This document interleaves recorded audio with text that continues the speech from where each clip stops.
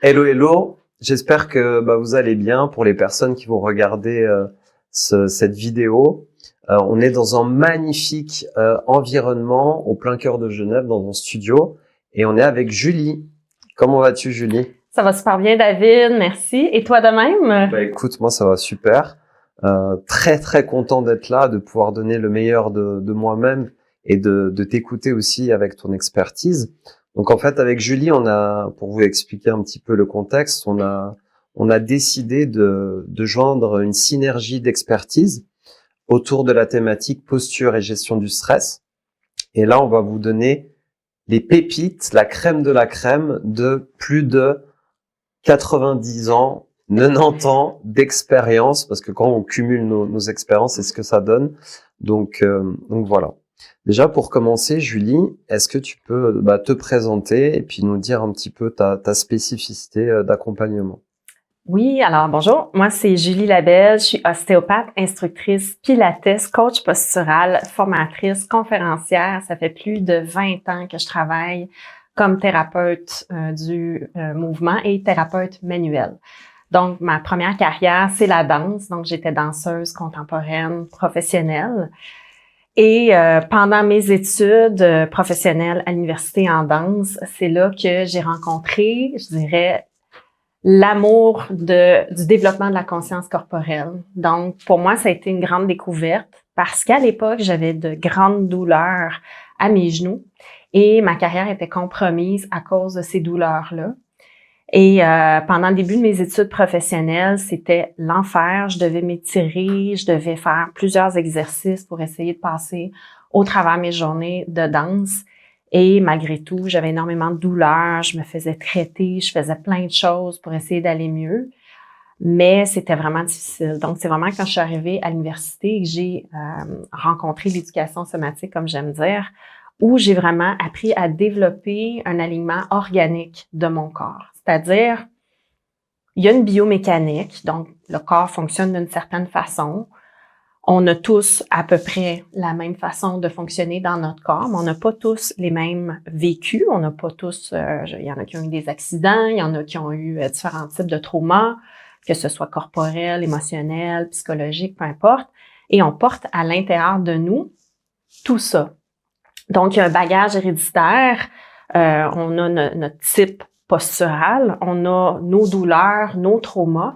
Et quand on pousse la mécanique, comme quand on devient danseur ou un athlète professionnel, il y a des choses qui vont être mises en évidence. Et dans mon cas, il y a tout un historique que je vais pas élaborer aujourd'hui qui faisait en sorte que j'avais vraiment très mal aux genoux, que la mécanique s'usait.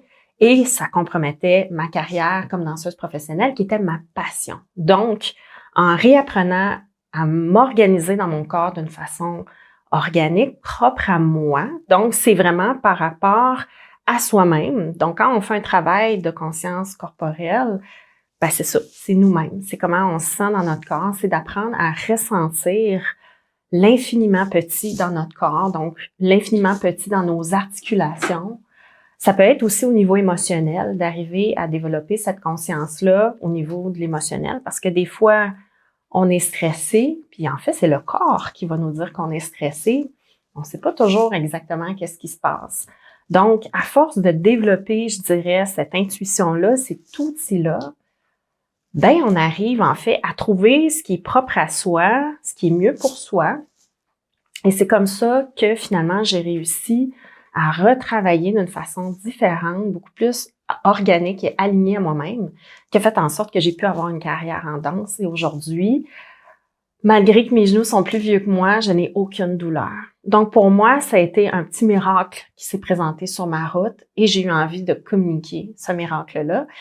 C'est vraiment quand je suis arrivée dans mes études en massothérapie pour avoir un métier à côté de la danse que j'ai remarqué que mes collègues se blessaient en travaillant. Et puis, je me suis dit, c'est dommage parce qu'ils ont fait un investissement dans leur carrière, dans leur propre vie professionnelle et ils n'arrivent pas à travailler parce qu'ils ont trop de douleurs.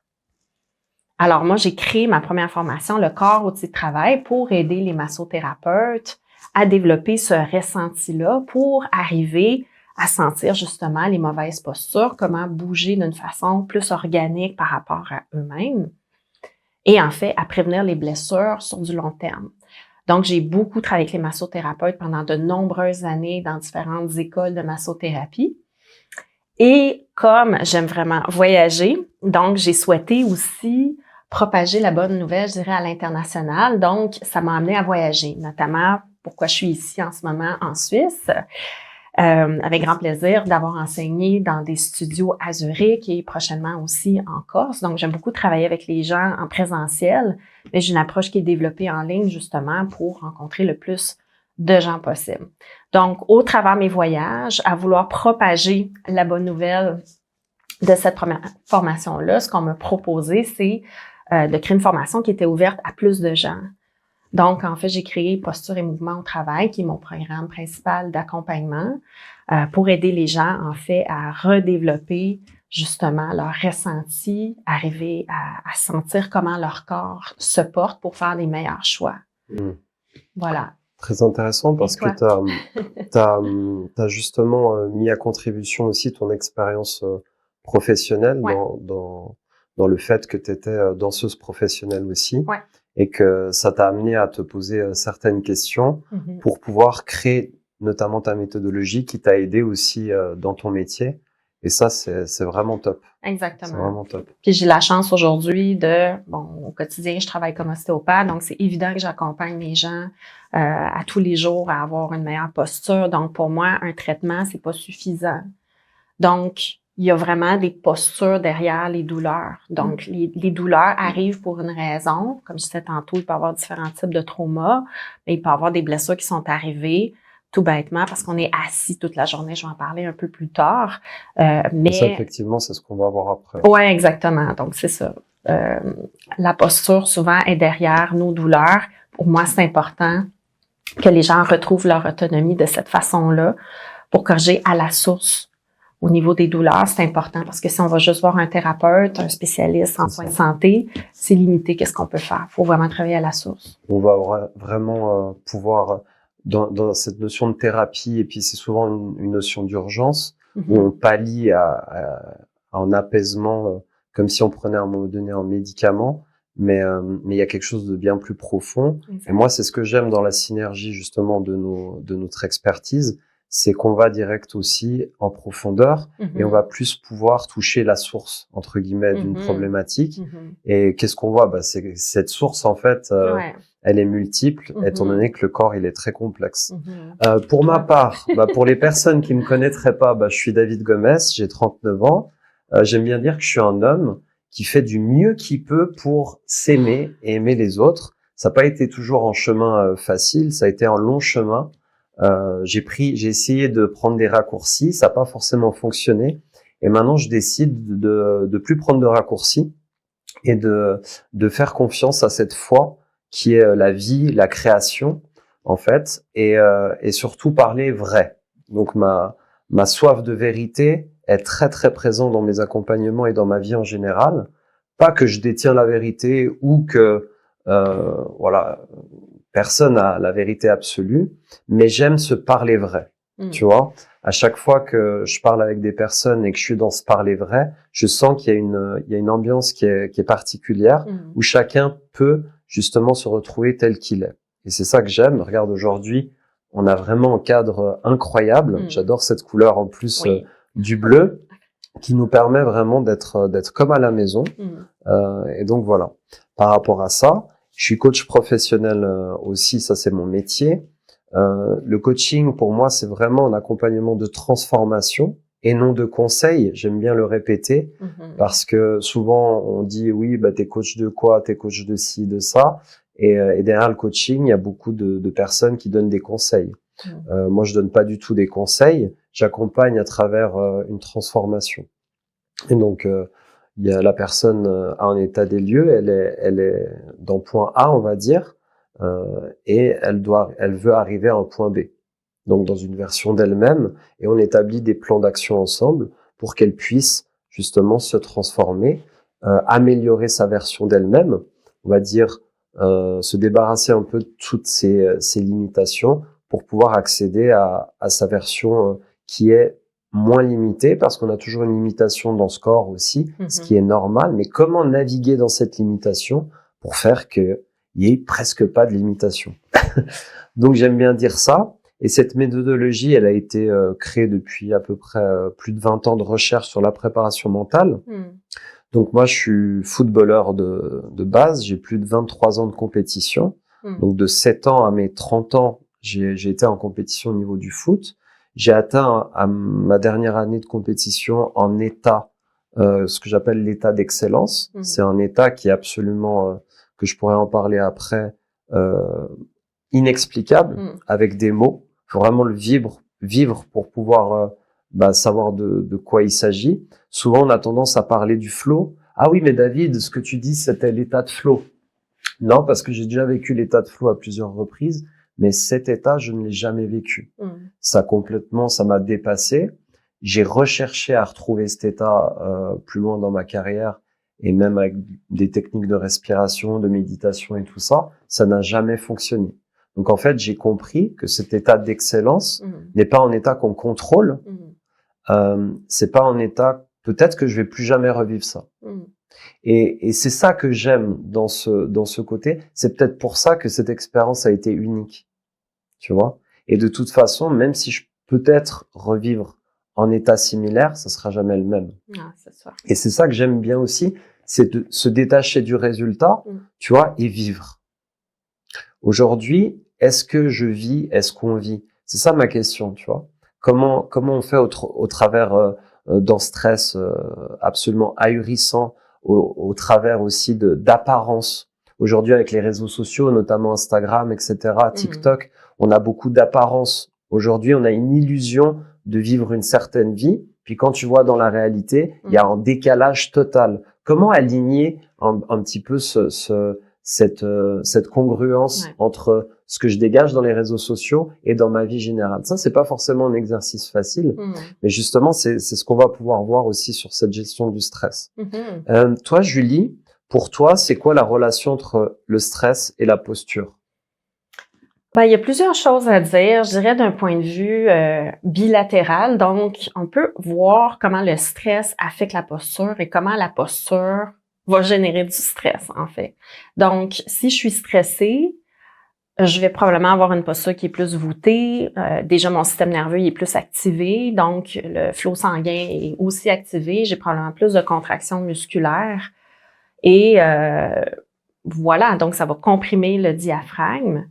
Puis par exemple, si on ajoute à ça la posture assise, parce qu'aujourd'hui, les gens sont beaucoup assis. Tu parlais du virtuel, donc les gens sont beaucoup devant l'écran, on est beaucoup sur le téléphone, on est toujours devant nos engins électroniques. Et à cause qu'on a différents récepteurs de posture, autant au niveau des yeux, l'oreille interne, la mâchoire, au niveau de la peau, dans les pieds, il y a toutes sortes de récepteurs de posture qui font en sorte que quand on est devant un écran, notre posture voûtée, le corps, même si on est juste en train de regarder avec les yeux, le corps pense qu'on est en train de s'enrouler. C'est ça l'information posturale qu'on envoie à notre corps. Donc, quand on est enroulé comme ça, évidemment, nos systèmes fonctionnent moins bien. Donc, ça génère une espèce de réponse de survie. Donc, la posture en elle-même peut générer une forme de stress dans notre corps. Puis là, ça devient un cercle vicieux. C'est pour ça que je dis que c'est bilatéral. Aussi, si je suis stressée, encore une fois, si je travaille au bureau toute la journée, je me retrouve, je dois rendre un projet dans quelques heures et là, je me retrouve à devoir enchaîner plusieurs heures de travail avec en plus le stress en posture assise. Je vais figer ma posture, c'est ça qui va se passer. Donc déjà, l'écran fait en sorte qu'on fige notre posture. Disons que ça, c'est une façon mécanique de voir les choses. Mais en plus, on ajoute la posture en elle-même qui crée un stress sur notre corps. En plus, on ajoute le vrai stress avec la pression. Parfois, les gens vivent des situations stressantes entre eux ou au travail avec des collègues, avec un patron ou des situations stressantes point de la vie qui vont faire en sorte que les gens, en plus d'avoir un stress physique, il va être physiologique. Donc, le système nerveux est atteint. Et là, ça devient une boucle et ça devient éventuellement une espèce de print, si je peux me permettre de dire en anglais. Donc, une espèce d'empreinte dans le corps qui va figer les tissus. Et ce qu'on sait aussi aujourd'hui, c'est que la posture assise est aussi dommageable que fumer. Donc, en anglais, sitting is the new smoking. Donc, la posture assise, on a le diaphragme qui est comprimé, donc qui vient pas bien masser les organes, les aider à faire leur travail. Donc, il y a beaucoup de cancers, même digestifs, reliés à la posture assise. Le tiers inférieur des poumons est moins bien oxygéné, ce qui fait qu'on a une moins bonne concentration, moins de vitalité, moins d'énergie pendant notre journée de travail. Ça crée un stress sur le corps. Ça peut générer aussi des maux de tête, des difficultés au niveau de la digestion, au niveau du sommeil. Et donc, simplement la posture assise, on va appeler ça pendant 8 heures par jour une posture qui est sédentaire. Donc, la sédentarité comme telle, l'âge et le stress sont des facteurs qui vont abîmer nos fascias, des tissus qu'on a partout dans notre corps, qui vont répondre à ces 3 choses-là. Alors, on va finir par bien mouler notre posture de cette façon-là. Si on a le stress, de toute façon, si on a un métier, on risque de le faire pendant plusieurs années, donc on va vieillir avec ça. Et voilà, le stress, la posture, tout ça, c'est définitivement relié et ça vient affecter notre système nerveux. Alors, voilà. Ouais, donc ce que tu dis par rapport à la posture assise est aussi néfaste que fumer. On avait fait en live sur Instagram, puis on avait relevé ça en préparant le live. Ouais. Et j'avais adoré en fait la vision et l'état d'esprit parce que c'est contrairement à ce qu'on pourrait penser. Comment ça, la posture assise est aussi néfaste que la fumée. Tu vois, c'est complètement entre guillemets contradictoire avec ce que la majeure partie des personnes pourraient penser. Tu vois. Et j'aime cette approche, j'aime cette vision de voir les choses parce que ça nous bouscule un petit peu dans nos retranchements et ça nous permet de nous poser des réelles questions. Je veux dire, moi je pensais que fumer c'était néfaste, alors en fait aussi assis. Donc ça nous pousse aussi à dire en mouvement, si on se lève, on va marcher, etc. Exactement, c'est ça. Donc si on veut changer ça, donc une des choses hyper accessibles, hyper facile, c'est d'aller marcher. Donc aujourd'hui, quand je parle de la posture assise qui est néfaste, faut pas oublier aussi que c'est associé à la sédentarité, le 8 heures par jour assis. Donc certaines personnes sont très occupées avec la vie en général, la famille. Ils veulent faire du sport, mais ils n'arrivent pas nécessairement à en faire à tous les jours. Ça n'a pas besoin d'être compliqué. Aller prendre une marche le matin, le midi, le soir pour bouger nos tissus, c'est déjà énorme parce que la posture naturelle se retrouve simplement le regard à l'horizon, pas d'écran, aller marcher à l'extérieur, ouvrir notre regard qui est périphérique et non juste focal toute la journée. C'est là que nos récepteurs de posture vont être animés et ça va redonner une posture naturelle à notre corps. Donc, ça n'a pas besoin d'être compliqué, mais il faut y aller un peu comme tu disais tout à l'heure. Tu sais, on prend déjeuner, dîner, souper, on va manger 3 fois par jour. Donc, on veut aussi bouger 3 fois par jour. Le mouvement est super important. Après, moi, je suis beaucoup dans le comment on va bouger, mais de bouger, déjà, c'est énorme. Donc, ça va faire bouger le diaphragme, ça va aider à nos hormones qui vont sécréter la sérotonine, les endorphines, tout ça, qui vont venir s'activer pour permettre au corps de retrouver son équilibre. Donc, simplement, la marche, ça peut être un bon exercice. Et toi, David, comment pourquoi tu t'intéresses en fait à la gestion du stress avec ta clientèle? Qu'est-ce qui t'a amené, qu'est-ce qui t'amène là? C'est quoi Alors moi, j'ai une vision sur la gestion du stress qui est un petit peu différente de ce qu'on peut entendre un petit peu même sur les réseaux, etc. C'est que pour moi, le stress, il est nécessaire à l'adaptation à la vie. Et souvent, ça, le stress est vu un petit peu comme le sucre, comme quelque chose de diabolisant. On va dire, il y a plus de sucre, plus de stress. Mais en fait, si on veut ne plus de stress, il y a plus de vie. Là où ça devient problématique, c'est quand le stress il devient chronique. Mais comment le stress il devient chronique? Avec beaucoup de facteurs qui sont aussi en synergie. Si je prends par exemple un facteur qu'on connaît tous et qu'on exécute tous tous les jours, au moins 3 fois, c'est l'alimentation.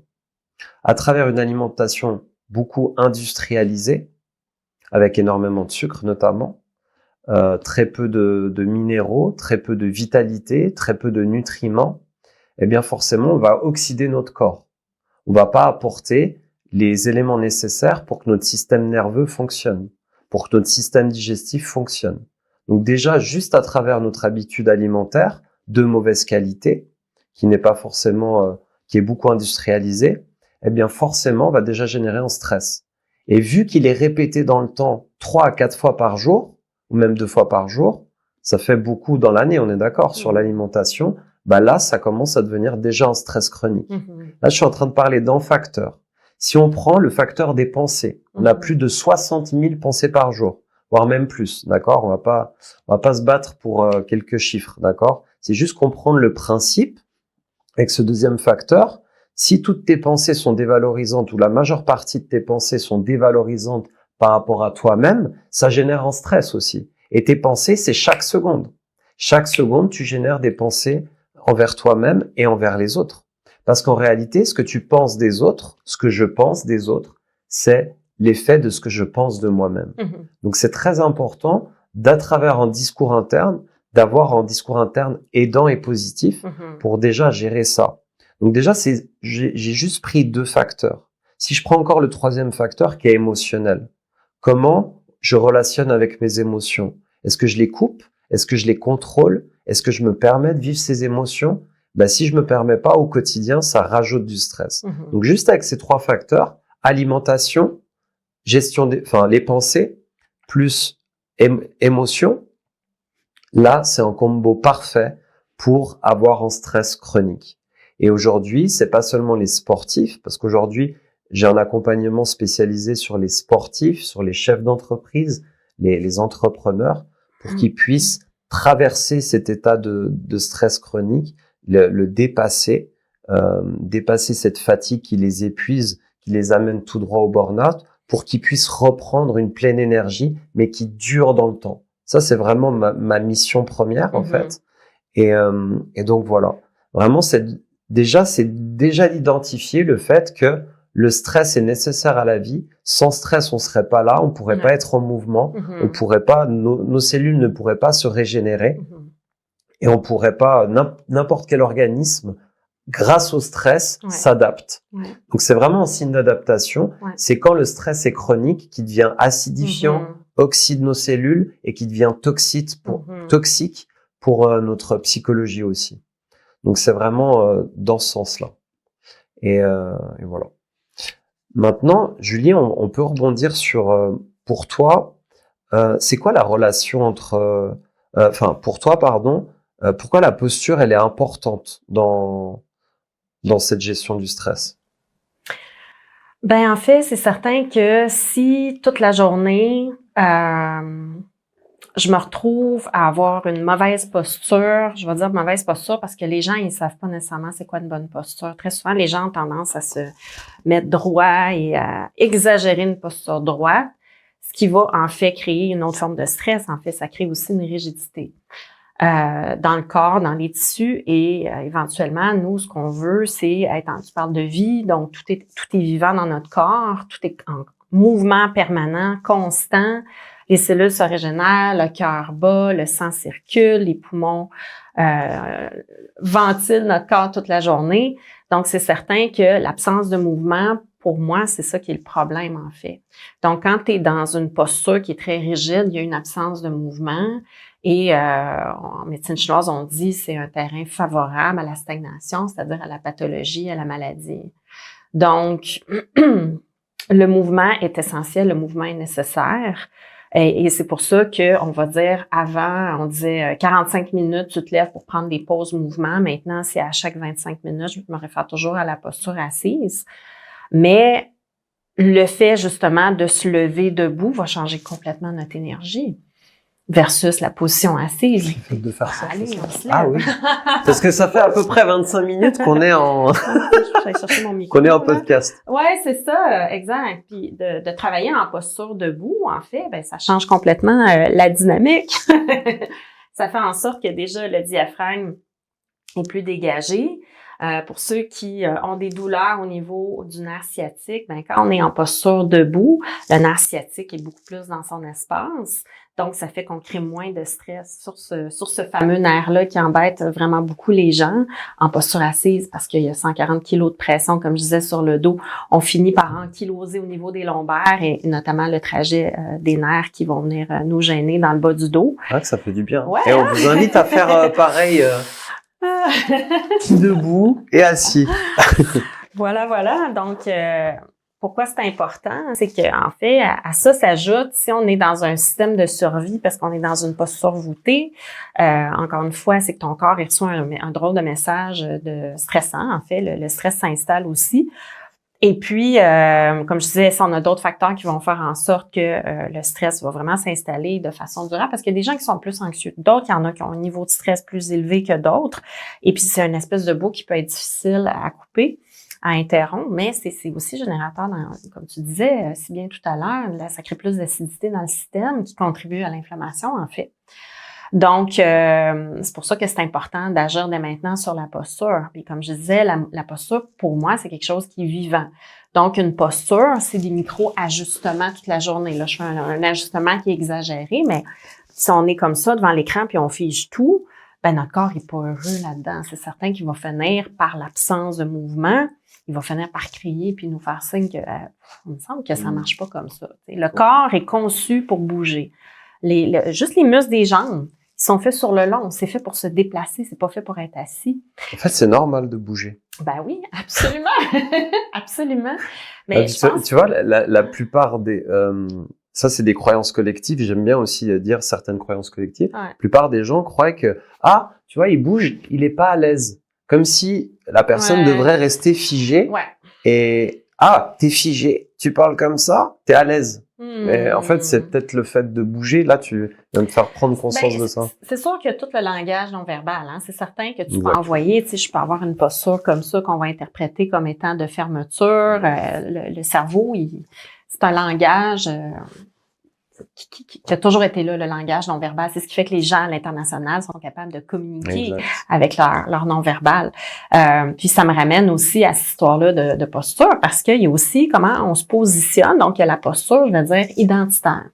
Donc, il y a la posture au niveau assis sur une chaise toute la journée, qu'est-ce que ça génère dans nos tissus, qu'est-ce que ça nous fait. Mais les gens s'intéressent aussi à cette posture-là où, socialement, ça peut intéresser les gens aussi de voir selon la posture que j'ai, celle que j'habite, qu'est-ce que je donne comme information aux gens? Souvent, les gens vont marcher sur la rue, ils vont regarder leur téléphone cellulaire, déjà avec les récepteurs de posture liés au regard. Le corps, il sait pas trop où il est dans l'espace. Mais c'est aussi, cette personne-là est centrée sur elle, enfermée sur elle. Si tu regardes par terre, tu peux donner l'impression aussi que tu n'as pas confiance en toi. Donc, pour moi, une posture qui est consciente, c'est une posture qui est vivante, puis c'est une posture, comme tu disais si bien aussi, qui s'adapte à son environnement. Donc, c'est ça le gros challenge, c'est de tellement développer ce dont je vais parler tout à l'heure, en fait, le cœur de mon travail qui est la conscience corporelle. Donc, c'est vraiment d'arriver à un niveau où je prends conscience de ma posture. Je comprends les dommages, par exemple, d'une jambe croisée. Là. Chez les dames, on aime bien croiser notre jambe. Hein. Je dirais que c'est un petit peu plus féminin, mais il y a certains hommes aussi qui vont avoir cette posture-là. Ou celle-là, hein. Oui, si tu veux, mais ça crée un déséquilibre au niveau du bassin. Donc, ça peut être derrière. Moi, je fais souvent des liens. Là, je peux pas dire, on peut pas savoir si c'est directement scientifiquement relié, mais ça crée un décalage du bassin, ça met un stress toujours du même côté. Puis, j'ai vu souvent dans mon bureau des gens, moi, je me suis toujours croisé la jambe droite sur la gauche, puis un hernie discale du côté où, finalement, le côté affaissé. Donc, moi, je fais des corrélations comme ça dans mon expérience clinique de plusieurs années. Voilà. Donc, toi, David, pourquoi la gestion du stress est importante dans la vie de ta clientèle? Alors, pour moi, c'est indispensable de savoir gérer son stress. Comme je l'ai expliqué avant, le stress est nécessaire à la vie, à l'adaptation. C'est vraiment aller sur le stress chronique et mettre plus de clarté et de conscience sur le stress chronique. Donc, comme j'ai dit, l'alimentation qui est importante, la gestion de ses pensées, mais aussi le fait de vivre ses émotions. Ouais. Déjà, un sportif, quand il va créer cette synergie, ce que j'appelle la synergie de l'excellence, en fait, donc c'est une synergie de 3 piliers, comment je me sens dans mon corps, comment je me connais dans le mouvement de mon corps, à la fois interne et externe, et puis aussi ce switch mental, c'est-à-dire comment je vais faire que mon mental, il va ne pas gérer, ne pas contrôler ma vie et mes pensées, et puis détendre un petit peu. J'ai un exercice que j'aime beaucoup pratiquer, c'est utiliser des phrases pour switcher les croyances limitantes. C'est-à-dire, par exemple, je peux donner un exemple concret, juste le fait de dire être sérieux sans se prendre au sérieux. D'accord ? Qu'est-ce que ça crée quand je te dis ça, quand je vous dis ça ? En fait, ça crée plus de détente. Tiens, je suis sérieux, mais je me prends pas au sérieux. Mais c'est bizarre comme phrase quand même. C'est dans ce bizarre, en fait, que le mental, il va switcher. Ouais. C'est-à-dire, on va moins être dans une rigidité de pensée, une rigidité de croyance, une rigidité de conception. Parce qu'en réalité, moi, je vois pas le monde tel qu'il est, je vois le monde tel que je le perçois. Et quand j'ouvre cette perspective de dire, et si je voyais des choses différemment, ça détend, en fait. Parce qu'on est tous là pour apprendre, etc., etc. Et donc, en fait, quand tu commences à faire ça, tu commences à observer ton stress chronique. Quand tu commences à observer ton stress chronique, tu commences à identifier que c'est des détails qui font la différence dans une vie. Je te donne un exemple très concret. Cette semaine, j'ai eu un client très jeune, 16 ans, où j'ai parlé de micronutrition et j'ai parlé aussi de changement d'habitude alimentaire, mais une ou deux. Il a mis en application, il m'a dit « Mais David, c'est incroyable parce que j'ai mis en application ça et en une semaine, j'ai perdu 3 kilos parce qu'en fait, je me suis rendu compte que je mangeais beaucoup de sucre et que j'étais pas du tout discipliné à travers mon alimentation. » Donc, tu vois, des fois, on fait un pataquès sur la méthodologie, sur la nutrition, En fait, c'est des détails qui font la différence dans une vie. Et c'est ce changement d'habitude, tu vas te dire, mais c'est pas parce que je commence à décroiser mes jambes ou je commence à me lever toutes les 5 minutes que ça va faire la différence. Non. Eh bien, si, tu vois. Et moi, je dis oui. Oui à ces micro-changements d'habitude. Oui à ces détails qui font la différence. Et en fait, ma méthodologie, elle est juste basée sur ça, sur mon expérience de vie et sur ce que j'ai intégré. Et quand tu commences à intégrer qui t'es, quand tu commences à te connaître dans le mouvement, dans le non-mouvement et apprendre véritablement à te connaître, eh bien, t'es adaptable et t'as aucune limite et tu peux vraiment vivre ta vie de manière épanouie. Ouais. Donc oui, c'est important de savoir gérer son stress chronique pour les athlètes parce qu'ils doivent être présents et engagés, avoir toutes leurs ressources au moment T où ils vont rentrer en compétition. Ouais. Et les entrepreneurs et les chefs d'entreprise, c'est exactement pareil. Ils peuvent se préparer du mieux qu'ils peuvent, mais à un moment donné, quand ils auront un meeting avec des partenaires, où c'est un moment important, ils vont devoir être présents, ils vont devoir incarner qui ils sont vraiment pour pouvoir développer leur projet parce que derrière, il y a une entreprise, derrière, il y a des vies aussi, c'est-à-dire il y a des collaborateurs, collaboratrices qui font un métier et que si le chef d'entreprise il a pas cette possibilité d'expandre qui il est, il va pas pouvoir générer notamment l'aspect financier aussi. Il y a plein de choses qui sont corrélées derrière ça. Ouais. Moi, ce que j'aime bien dire, c'est que l'athlète, son image, c'est son énergie, ce qu'il va réussir à déployer dans son sport, mais après son sport aussi, parce qu'à mon avis, tous les athlètes sont des chefs d'entreprise aussi, et les chefs d'entreprise, entrepreneurs sont des athlètes. Ça, c'est vraiment ma vision. Ouais. Eh bien, en fait, ton énergie est directement corrélée à ton entreprise, etc. Et ça va directement impacter tout ton écosystème. Bien sûr, ouais. Et du coup, par rapport à toi, comment tu fais, Julie, pour travailler cette relation entre le stress et la posture? Déjà, le cœur de mon travail, c'est vraiment le développement de la conscience corporelle. C'est ce qui a été la magie dans ma vie, la magie de mon destin, en fait, qui a dessiné ma mission de vie. Je pensais que ça allait être la danse, mais la danse, pour moi, je la porte, là. Je la porte en moi, puis je vous dirais que c'est vraiment cet amour-là d'être dans son corps. Je dis souvent, j'adore voyager, mais l'endroit le plus merveilleux où voyager, c'est bien dans notre corps. Donc, ce chemin-là de la conscience corporelle, je dis bien un chemin, c'est quelque chose qui est là toute notre vie. Puis parce que tu développes ce ressenti-là à l'intérieur de toi, j'entends souvent, parce que je coach aussi des professeurs de yoga, des instructrices pilates, des professionnels du mouvement. Et quand je les regarde travailler, parce que je les coach quand ils travaillent, puis souvent quand on est dans le don de soi, je sais pas toi, si tu t'es déjà observé dans tes postures de travail avec ta clientèle, mais des fois on est beaucoup dans le don de soi et on s'oublie. Donc, la conscience corporelle, c'est de revenir à soi. Et je dis souvent, tu peux pas donner ce que tu n'as pas. Donc, quand tu travailles comme thérapeute en santé ou comme professionnel qui travaille avec des gens, avec d'autres humains, ben il faut quand même aussi être aligné avec ce qu'on fait puis se l'offrir à nous-mêmes. Donc, pour moi, je vais oser dire le mot égoïste, mais quand j'entraîne les massothérapeutes, je leur dis d'être égoïste. Pense à toi avant. Puis penser à toi, c'est faire ce chemin-là vers toi. Tu peux pas donner ce que tu n'as pas.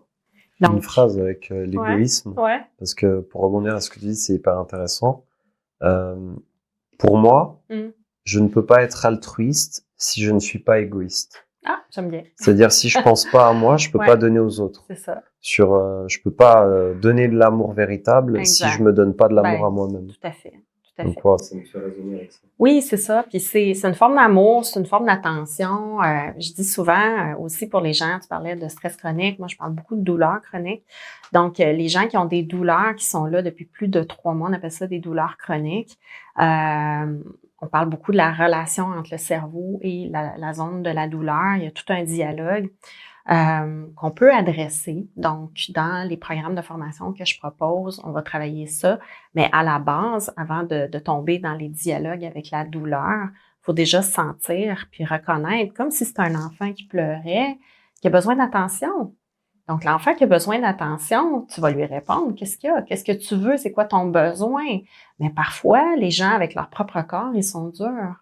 Soit qu'ils n'entendent pas les messages, parce que j'ai des gens aussi qui savent pas se sentir. Donc, quand je parle de développer cette conscience-là, les profs de pilates, de yoga ont plus de conscience. Puis il y en a les athlètes de haut niveau, les chefs d'entreprise aussi, comme on disait souvent, c'est un peu les deux dans leur espace personnel, professionnel. Mais c'est ça, c'est d'arriver à développer cette micro-conscience-là, précisément. C'est quoi? On n'a pas 3 émotions. On n'est pas en colère, on n'est pas triste, il y a beaucoup plus de variables. Puis, donc, c'est vraiment de venir identifier précisément c'est quoi cette douleur, qu'est-ce qu'elle te dit, qu'est-ce qu'elle veut. Donc, au lieu de dire je la mets sous le tapis, je l'endure, je vis avec, c'est des choses que j'entends souvent. Les gens vont accepter ça. Puis, ce que je dis, mais c'est un peu comme si l'enfant il continue de crier à côté de toi, puis tu lui dis je m'occupe de toi ou pas, ou éventuellement. Donc, pardon, mais c'est un peu violent, pour le corps de recevoir ça tout le temps. Tais-toi, je m'en fous de toute façon. Moi, j'ai vécu ça en danse. Quand j'étudiais la danse et que j'avais mal, éventuellement, on m'a ignorée parce que j'avais des douleurs. Donc, je n'étais pas un bon investissement pour cette école-là professionnelle qui devait m'accompagner à m'amener comme danseuse professionnelle. J'ai quitté par cette pression-là. Parce que quand tu es danseur, tu dois faire ce qu'on te dit et puis tu as mal, mais tu te fermes, tu te tais, là, c'est certain, parce que... Il n'y a pas cette corrélation d'écoute de la douleur? Aujourd'hui, plus. Ouais, je te dirais un peu plus, mais dans cette école-là, à ce moment-là, puis à l'époque où j'ai commencé la danse, je pense qu'il y a quand même de ça aujourd'hui, parce qu'on continue à sélectionner des gens qui ont un potentiel, pas juste un potentiel au niveau du mindset, un potentiel physique, technique. La danse, c'est une autre forme d'athlète de haut niveau, là. On apprend à la dure plusieurs heures par jour à, justement, à travailler dans certains cas. Et très souvent, je le vois, des danseurs qui sont cassés de partout, là, tu sais. Moi, j'ai été chez l'ostéopathe toute ma vie, là. C'est ça que j'ai connu, le chiro, la physio, toutes ces approches-là. Donc, vraiment, ce qui m'intéresse, c'est de ramener les gens à l'intérieur de eux, de développer cette conscience-là. Puis je veux juste vous rassurer que j'ai été bien accompagnée là par la suite dans mes études en danse, parce qu'aujourd'hui, je suis la preuve vivante qu'il y a moyen, même si on est abîmé, de ne pas ressentir la douleur. C'est pas de la terre, parce que la douleur, elle peut être présente. J'ai eu des accidents, j'ai eu des traumas, et malgré toute mon expertise, je vais vivre des épisodes de douleur. Juste, je le vois comme un message. Maintenant, qu'est-ce que tu veux, mon corps? Qu'est-ce que tu veux? C'est quoi ton besoin? C'est plus moi qui décide. c'est pas moi. Tu sais, je bats pas mon corps. Je dis pas, allez, on pousse. Je ne peux plus faire ça. J'ai toujours dit, moi, la performance, là, j'ai tout donné à la danse. Aujourd'hui, je me pousse plus. J'écoute, c'est mon corps, c'est lui qui décide. Qu'est-ce que tu veux? Comment tu veux t'asseoir? OK, on bouge, on se lève, on fait ci, on fait ça. Puis moi, je suis. Et non l'inverse. Donc, c'est pas mon mental qui dit à mon corps. Après, il y a un dialogue, oui. Donc, je dirais que c'est une danse. C'est une danse entre le mental, le corps puis l'émotionnel. Parce que l'émotionnel, c'est d'autres informations qui impactent directement la chimie des tissus. Donc, c'est super important par ce chemin-là de conscience corporelle. Du conscience corporelle, mais c'est conscience ou intelligence ou tout court. Donc, de vraiment apprendre à dialoguer, à écouter, à faire la place. Puis, dans mon approche, il y a vraiment une multitude de théories, de concepts, un accompagnement qui est basé autant sur la science que sur vraiment le côté organique, d'être dans l'expérience kinesthésique, pour que les gens arrivent à finalement se gérer sans avoir besoin d'un professionnel tout le temps parce qu'ils comprennent pas ce qui leur arrive.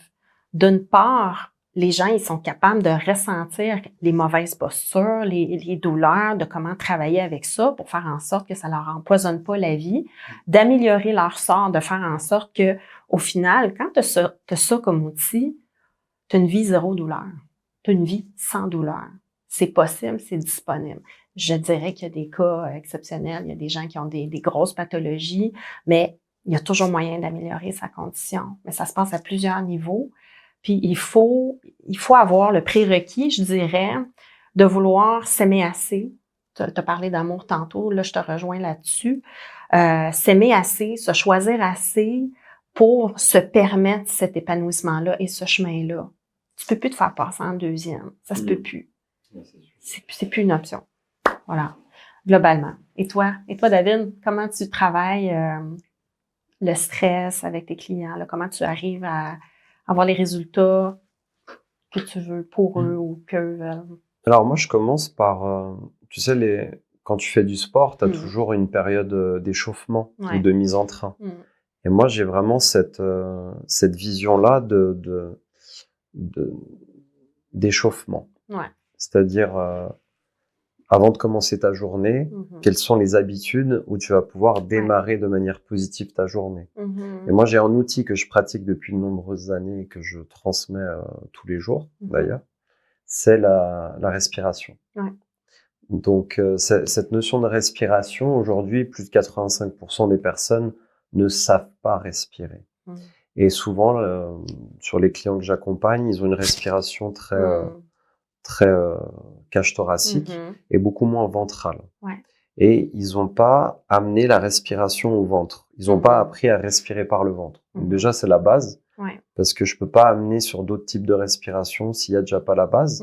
Qu'on revient sur la base, on revient sur une oxygénation du cerveau, sur une oxygénation de tout notre corps, physiologie, nos organes, etc. Mais surtout, le siège de la gestion du stress, pour moi, se situe au niveau du ventre. Si à un moment donné, je relationne pas avec mon ventre, que je sois homme ou femme, athlète, sportif, qui je veux, en fait, je vais pas pouvoir gérer mon stress. Et souvent, j'essaie de leur faire prendre conscience que une meilleure respiration ventrale amène à une meilleure gestion du stress chronique et surtout une meilleure gestion des émotions. Pour moi, c'est le siège de la digestion et siège aussi des émotions. Et du coup, déjà, juste cette base-là, bien, on arrive à, en tout cas, optimiser cette gestion du stress chronique. Mais c'est un entraînement aussi. C'est-à-dire, c'est pas le fait de le faire juste une fois. C'est répéter, comme on répète la danse, le mouvement, le sport, etc. Donc, c'est dans la répétition qu'on va avoir une intégration d'habitude. Pourquoi? Parce que cette répétition va générer des circuits neuronaux qui va nous permettre d'intégrer de par notre cerveau et voilà. Et c'est ça qui est vraiment important. Et quand tous les jours tu fais des répétitions de stress chronique, d'accord, eh bien t'es habitué à ça. Et en fait, le corps, le système, il aime pas aller au-delà de ce qu'il connaît. Il aime pas sortir de sa zone de confort. Il aime pas, pour lui, sortir de sa zone de confort, c'est mourir, c'est se mettre en danger. Donc en fait, changer d'habitude, c'est pas si facile que ça. Donc ça demande de la patience, et ça demande beaucoup de douceur et de fermeté dans cette discipline. La fermeté dans cette discipline, c'est pas la rigidité. C'est je peux être très doux, mais dire c'est ça qu'on va faire aujourd'hui. C'est ça qu'on va faire. aujourd'hui, il y a un problème de respiration, on va apprendre à respirer. Parce que ça va vraiment pouvoir te libérer dans toute ta vie, professionnelle, personnelle. On va commencer par ça. Est-ce que ça te dit? Est-ce que ça vous dit? Et on y va, on commence. Donc d'ailleurs, je vais profiter pour faire cet exercice avec vous parce que Mais David, tu fais juste dire respiration, là, puis moi, quand je donne des cours, là, souvent, je fais le scan corporel pour inviter les gens à déjà faire un premier chemin vers leur conscience corporelle. Puis à chaque fois qu'on prononce le mot respiration, je ne sais pas si tu l'as remarqué, tout d'un coup, les gens se mettent à respirer. Donc, tantôt, tu as commencé à parler de respiration, puis là, j'ai remarqué que moi-même, je me suis mis, ah oui. Donc, pour plusieurs personnes, moi, j'entends, les gens, ils pensent pas à respirer. Donc, as-tu une stratégie pour nous aider à penser à respirer? Tu vois qu'on va faire? Maintenant, on y va, on va respirer, parce qu'on peut parler pendant des heures, mais l'action, c'est le plus important. Donc, si tu vois cette vidéo-là maintenant, peu importe quand tu la verras, eh bien, je t'invite à respirer avec nous. C'est un exercice, qui va sur 1 minute, pas plus. Voilà. Bon, moi, je t'invite à fermer les yeux tranquillement, à décroiser tes jambes et tes bras tranquillement. Et là, tu vas commencer par prendre 3 respirations par le nez et 3 expirations par la bouche. Le fait d'inspirer calmement par le nez et d'expirer par la bouche calmement.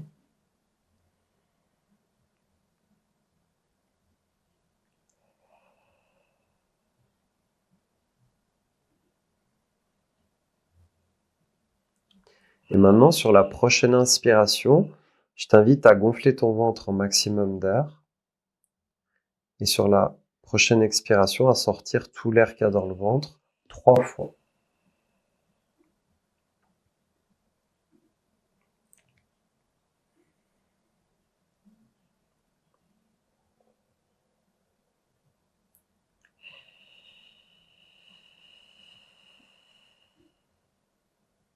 Inspire, gonfle le ventre au maximum d'air.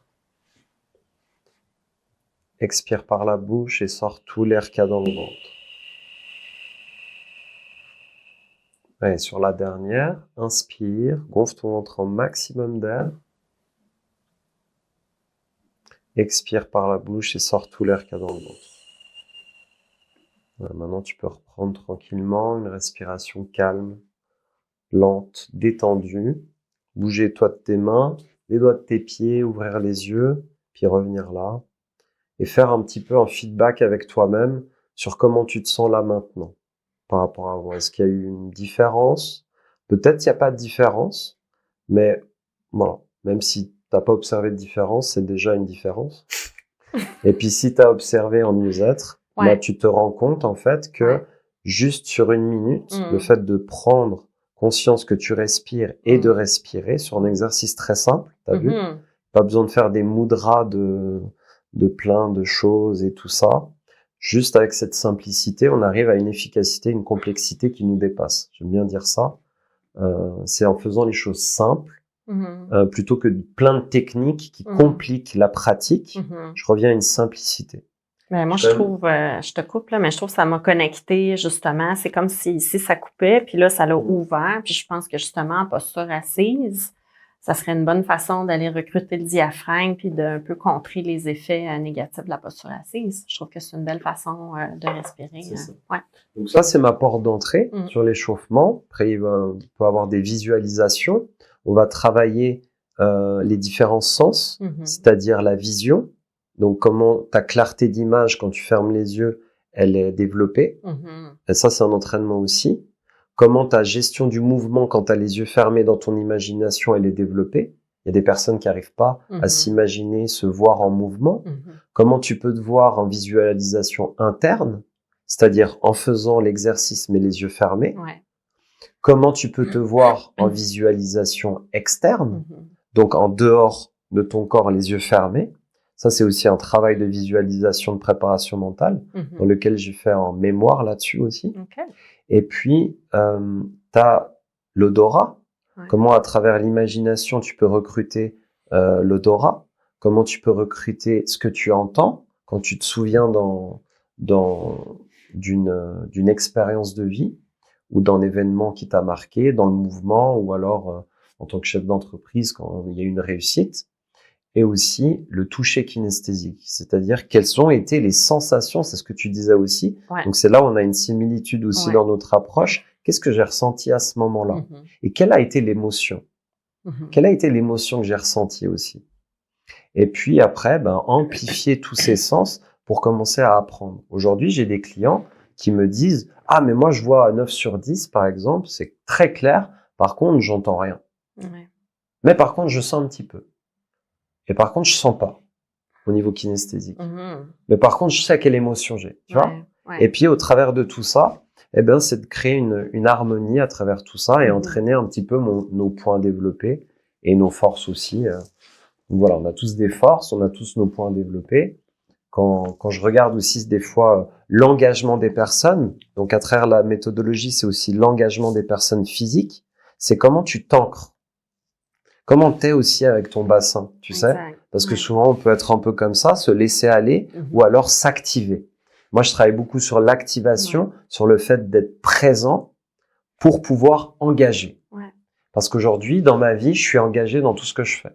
J'essaye d'être le mieux engagé possible. Pas dire que ça sera parfait, mais j'essaie d'être le mieux engagé. Et du coup, quand tu as un engagement, tu as de l'énergie. Et que tu sois avec tes parents, avec ta chérie, ton mari, tes enfants, quand tu es engagé, ils sentent tous la différence. Ouais. Et pareil dans ta partie pro, tes clients vont sentir quand tu as de l'engagement. Et tu vas les inspirer à s'engager aussi dans leur propre vie. Donc là, il y a beaucoup une notion d'engagement. Et puis à travers aussi, vraiment ce contre-pied mental.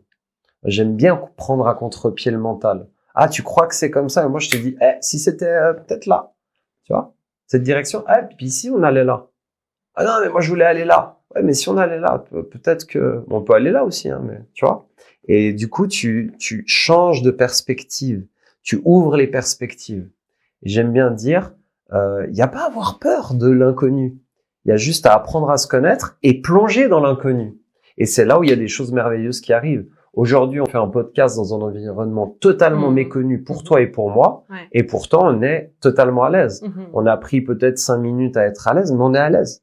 Parce notre sécurité, elle est à l'intérieur de nous, n'est-ce pas? Le cerveau, il adore quand on crée des nouvelles connexions comme ça. Puis c'est aussi un des chemins que j'utilise pour changer la posture. Donc, le cerveau a cette capacité-là de neuroplasticité, de la possibilité de générer des nouveaux patrons posturaux ou en tout cas défaire les anciens. Puis comme tu dis, c'est la vie, puis c'est l'art de changer les choses. Donc, c'est se permettre cette nouveauté-là. David, est-ce que tu voulais nous parler un peu plus de ton programme d'accompagnement? Comment Oui, avec plaisir. Tu développes ton approche? Moi, j'ai un programme d'accompagnement qui va mettre en lumière cette synergie de l'excellence à travers les 3 piliers. Donc, le sport, le physique. Donc, quand je dis sport, c'est vraiment cette notion de notre corps en mouvement et dans le non-mouvement. Apprendre à se connaître, parce que la plupart des personnes, des fois, me disent « Oui, mais moi, je me connais ». Il y a souvent un mécanisme de protection et de dire « Mais est-ce que ça te dirait de te connaître un petit peu mieux encore ?» Tu vois, parce qu'en fait, est-ce qu'on se connaît vraiment en totalité dans ce corps qui est d'une complexité qui nous dépasse? Et quand je discute avec des personnes comme toi, des sportifs, des entrepreneurs qui ont appris à être dans le mouvement du corps, même extérieur, et qui apprennent à être dans ce mouvement du corps intérieur, d'accord? Donc, mouvement extérieur, c'est quand je bouge, d'accord? Et mouvement intérieur, c'est quand je reviens à l'intérieur de moi-même pour aller dans mes sensations. Quand je développe déjà cette synergie-là, c'est déjà un pilier à part entière à développer dans la méthodologie que je propose et l'accompagnement que je propose. Et ensuite, on va switcher sur aller au-delà du mental. Donc, comment je vais pouvoir prendre à contre-pied ce mental? Comment je vais pouvoir relationner avec mes pensées, à la fois limitantes? Pas mettre la rigidité. Ah non, je dois avoir que des pensées positives. Tu sais un peu ce qu'on a eu pendant ces dernières années, syndrome des pensées positives. Mais si j'acceptais de relationner avec mes pensées toxiques, ça serait comment? Et j'aime bien cette philosophie de dire, je vais apprendre à relationner avec mes pensées toxiques. Et c'est pas grave d'avoir des pensées toxiques, parce que moi, j'en ai tous les jours. Mais c'est comment je relationne avec ça. Tu vois ce que je veux dire? Et tout ça, c'est déjà un programme. Plutôt faire que notre mental, il est plus léger que contrôlant. Tu vois? Léger, contrôlant. Parce que quand il est contrôlant, il rigidifie notre posture, mais il rigidifie notre énergie. Il superficialise qui on est. Il durcit nos traits du visage, etc. Donc, on a peut-être besoin de s'adoucir un peu. Absolument. Et c'est dans ce sens-là. Et ensuite, aller sur l'intelligence émotionnelle. Aujourd'hui, la plupart des personnes croient connaître ce que c'est l'intelligence émotionnelle parce qu'on en parle. Mais l'intelligence émotionnelle, c'est une incarnation d'émotion. C'est-à-dire, à un moment donné, comment je vais savoir, et ça, c'est un de mes mentors, Paulo Vieira, qui a mis ça en place, comment je vais savoir à recruter l'émotion juste, adaptée à la situation, dans le bon moment, à la bonne intensité. C'est vraiment 3 conditions de l'intelligence émotionnelle. Et déjà, commencer à mettre des mots sur nos émotions, c'est déjà une base que la plupart des sportifs et des athlètes entrepreneurs n'ont pas. Recommencer à aller sur cette base. Et puis voilà, après, il y a l'excellence qui commence à jaillir en nous. Cette excellence, elle est directement reliée à la vie. Ce n'est pas de la perfection. C'est une non-perfection. C'est une adaptation constante. C'est une puissance de vitalité à l'intérieur de nous qui est recrutable, mais pas dans la rigidité, mais dans la décontraction. Ça, c'est un programme d'accompagnement de 12 semaines. Donc voilà, essentiellement par Zoom. Comme ça, on a cette liberté aussi de le faire dans n'importe quelle condition, peu importe où on est dans le monde. Et puis voilà, on est en relation constante, c'est une séance par semaine. Et puis on a des fois, si la personne a besoin d'intégrer certaines choses, on laisse en battement d'1 semaine. Il y a des exercices à faire après chaque session pour pouvoir intégrer et puis se caler sur l'intégration du système, sur le but final, c'est vraiment de sortir de cet épuisement mental, physique, émotionnel et de regagner une pleine vitalité, mais que ça dure dans le temps. Pas le côté capsule qui donne de l'énergie et demain t'as plus d'énergie. Tu vois. Et ça demande d'aller revoir des stratégies beaucoup plus profondes, inconscientes, qu'on va réentraîner à fluidifier, laisser couler et puis juste kiffer la vie, quoi. En toute simplicité. Voilà. Et toi, par rapport à ta méthodologie, est-ce que tu peux nous dire un petit peu plus? Oui, moi aussi, j'offre un accompagnement. Tu dis 12 semaines, je dis 3 mois.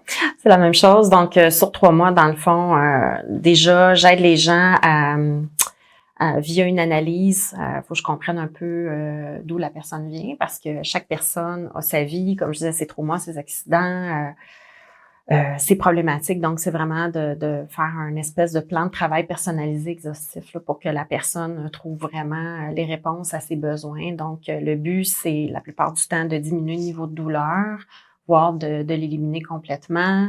Les gens veulent aussi savoir quel exercice est plus pertinent pour eux.